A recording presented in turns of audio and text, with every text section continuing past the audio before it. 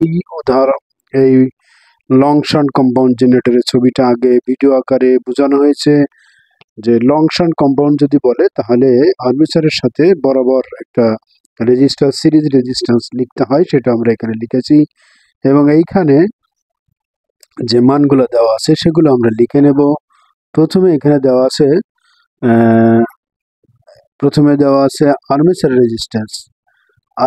Resistance আর এ সমান দেওয়া আছে 0.3 ওহম এবং আর এস এই যে সিরিজ রেজিস্ট্যান্স যেটা সেই সিরিজ রেজিস্ট্যান্সের মান দেওয়া আছে 0.03 ওহম এবং শান্ট রেজিস্ট্যান্সের মান দেওয়া আছে 50 ওহম।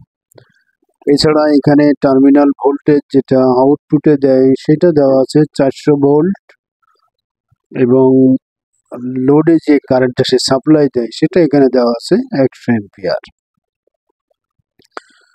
আচ্ছা, তাহলে এখন ব্রাশ ভোল্ট দেওয়া আছে ভিবি ইকুয়াল টু দুইটা ব্রাশ আমরা জানি থাকে 1 ভোল্ট, একটা ব্রাশে দেওয়া আছে 2 ভোল্ট, তাহলে 2 × 2 ইকুয়াল টু 4 ভোল্ট আমরা ব্রাশ ড্রপ ধরবো।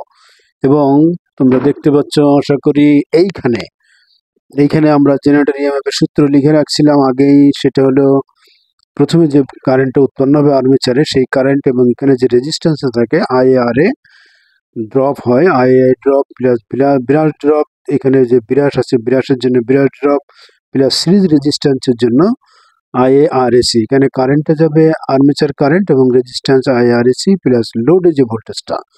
তো এইখানে কিন্তু আমাদের ব্রাশ ড্রপ দেওয়া আছে, সিরিজ রেজিস্ট্যান্স দেওয়া আছে, টার্মিনাল ভোল্টেজ দেওয়া আছে, শুধু আমাদের দেওয়া নেই আর্মেচার কারেন্ট। তো আমরা আর্মেচার কারেন্টটা বের করব, আর আর্মেচার কারেন্টটা বের করার জন্য আমাদের কি করতে হবে? আর্মেচার কারেন্ট বের করার জন্য আমাদের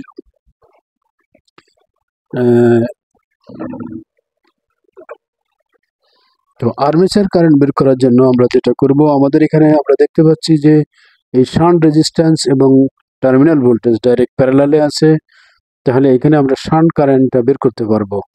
তো এখানে আর্মেচারে যে কারেন্ট উৎপন্ন হবে সেই কারেন্ট কিন্তু দুই দিকে যাবে, একটা যাবে লোডের দিকে, অর্থাৎ আর্মেচার কারেন্ট সমান হবে আইএল প্লাস আইএসএইচ, শান্ট কারেন্ট এবং লোড কারেন্ট।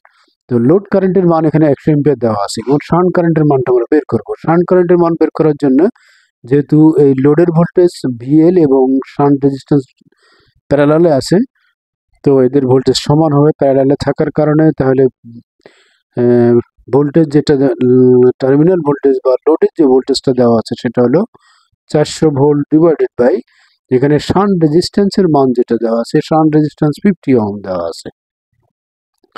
তাহলে এটা ভাগ করলে আমরা কত পাবো? 20 অ্যাম্পিয়ার। যদিও অঙ্কের ডাটা একটু পরিবর্তন হয়ে গেছে, সে কারণে একটু বেশি আসছে, তো সমস্যা নেই। যদি তুমি এটা বুঝতে পারো তাহলে এই ধরনের যত অঙ্ক আছে আশা করি সবগুলো অঙ্কই তুমি বুঝতে পারবে। সরি, এখানে হবে 8 অ্যাম্পিয়ার। তাহলে শান্ট কারেন্ট আমরা পেয়ে গেলাম 8 অ্যাম্পিয়ার। তাহলে আমরা আর্মেচার কারেন্টটা বের করে নেব। আমাদের এখানে আছে লোড কারেন্ট 100 অ্যাম্পিয়ার এবং শান্ট 8 অ্যাম্পিয়ার, তাহলে 108 অ্যাম্পিয়ার হলো আমাদের আর্মেচার কারেন্ট। তাহলে এখন আমরা এই যে ইজি যেটা আছে আমাদের, সেখানে যদি আমরা মানটা বসাই দেই তাহলে কিন্তু আমাদের উত্তরটা বেরিয়ে যাবে।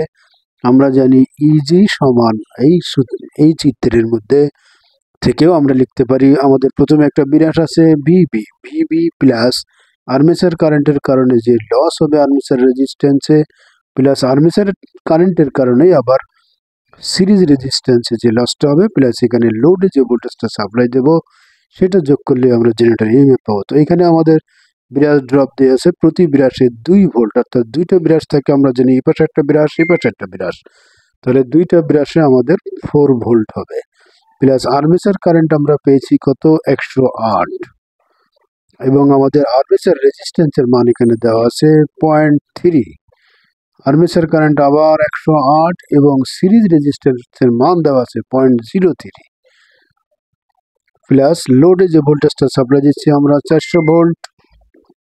তো এইখান থেকে যদি আমরা ক্যালকুলেশন করি তাহলে কিন্তু আমরা আমাদের বাকিটা পেয়ে যাব অ্যান্সার।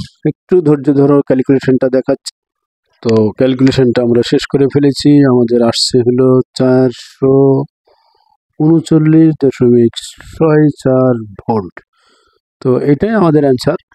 তো এই ধরনের অঙ্ক যদি পরীক্ষায় থাকে তাহলে প্রথম কাজ হবে এরকম একটা চিত্র আঁকা এবং সেখান থেকে আর্মেচার কারেন্টের মান বের করা, তারপরে এই সূত্রের মধ্যে আমাদের মানগুলো বসাইতে। আশা করছি তোমরা বুঝতে পেরেছো এবং পরীক্ষায় পারবে। এরকম আরো ইম্পর্টেন্ট অঙ্ক পেতে আমার পেজটা ফলো দিয়ে বন্ধুদের মাঝে শেয়ার করবে। সবাইকে ধন্যবাদ জানিয়ে শেষ করছি। আল্লাহ হাফেজ।